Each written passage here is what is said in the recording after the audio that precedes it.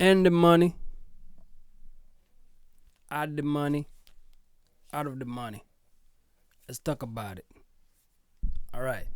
So listen up. In the beginning, I remember that I was having a very hard time understanding this concept on terms of like in the money, add the money, out of the money. I always heard people talking about those terms, and I was like, whatever. What is this all about? All right, let's break it down for y'all, for my new beginner. So, in the money, technically, you're buying a position with intrinsic value. So, for instance, what is the intrinsic value is all about? For instance, let's say if I own a house, right? If I'm the seller and I own a house, the house currently going for like $1 million. Let's keep it simple, right? And then you want to buy the house in the future for for $800,000. You understand? So technically, the house already have intrinsic value of $200,000. You understand? So now, when you buy a position in the money, you're gonna pay for the intrinsic value and also the premium that your position gonna cost you. So let's say if that position costs you $25,000, so technically you're gonna pay $225,000 for that position.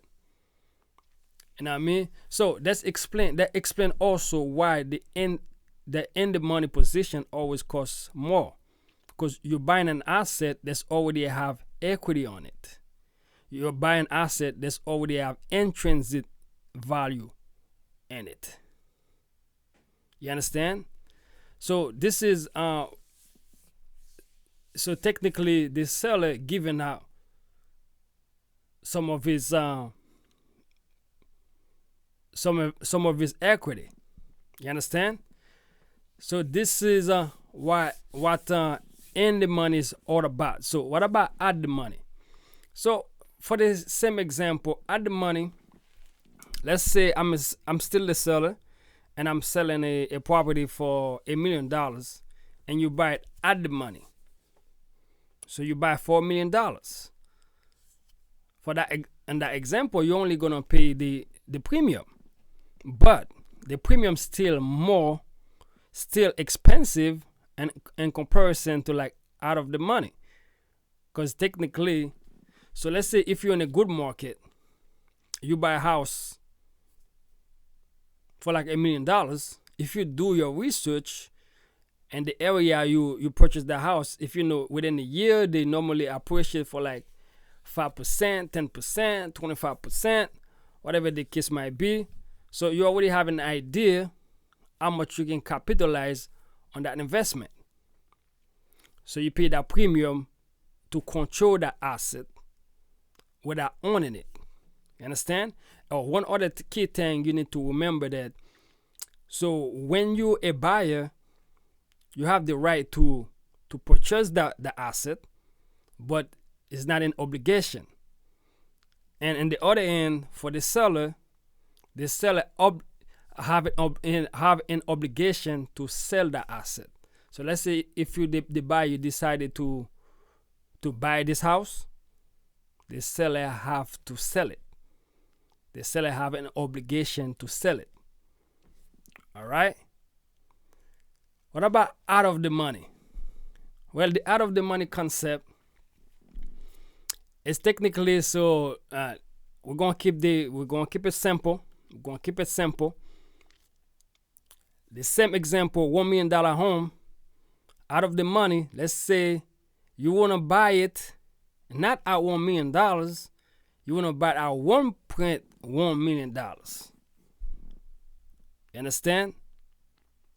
For that instance, that's why those contracts a lot of time they cheaper, because technically you sharing the risk, right, with the seller. So you say, you know what, I think your house is gonna appreciate $100,000 in the next year or two. You know what I'm saying? I wanna bet on that.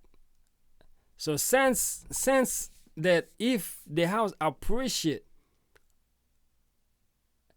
increase in value, the seller is still gonna capitalize on that position. You understand? So in that case, you pay a much lower premium because you're buying only X transit value. You understand? Because your position is not in the money.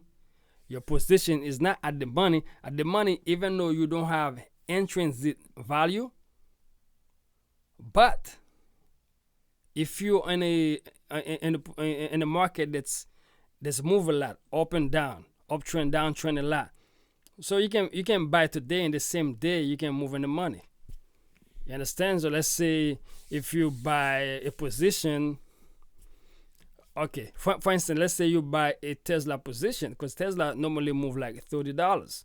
You can buy Tesla for like $400, and by the end of the day, Tesla worth $440. So what I mean is, you can buy at the money. You can easily, within minutes, you can move in the money. You understand what I'm saying? So that's why in the money premium much higher, because you buy with value in it. At the money, also expensive, because you can easily be in the money. You can easily be out of the money too. It depends. If you're in a very volatile space, that can easily happen. All right. So I guess that explained the in the money, out the money concept. In the money, at the money, out of the money concept. Because I was struggling with this in the beginning of this journey. So I think somebody out there might be able to benefit from that. If you have any question, drop it in the comment below. I'll be more than happy to answer them. Sky Level Hustle, we're taking over, just like DJ Khaled. You hear me? Let's get it.